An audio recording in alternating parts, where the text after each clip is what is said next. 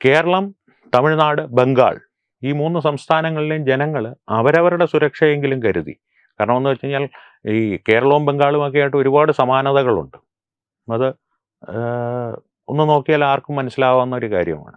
ഈ പ്രബുദ്ധരാണ് എന്ന് അഹങ്കരിച്ച് നടക്കാതെ, കാരണം അടിയന്തരാവസ്ഥ എന്നുള്ളൊരു ഭീകരാവസ്ഥയിൽ നിന്ന് വിവരമില്ലാത്ത വടക്കനാണ് ഭാരതത്തിനെ രക്ഷിച്ചത്. കേരളത്തിൽ 110 സീറ്റ് കൊടുത്താണ് കോൺഗ്രസിനെ തിരിച്ച് അധികാരത്തിലെത്തിച്ചത്.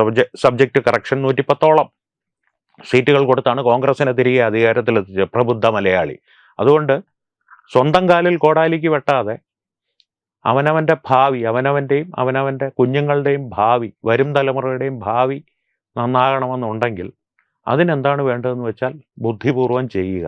ബീഹാറിലെ ജനങ്ങൾ ചെയ്തതുപോലെ, UP-യിലെ ജനങ്ങൾ ചെയ്തതുപോലെ, മഹാരാഷ്ട്രയിലെ ജനങ്ങൾ ചെയ്തതുപോലെ, ഹരിയാനയിലെ ജനങ്ങൾ ചെയ്തതുപോലെ ചെയ്താൽ നിങ്ങൾക്കും എനിക്കുമൊക്കെ കൊള്ളാം.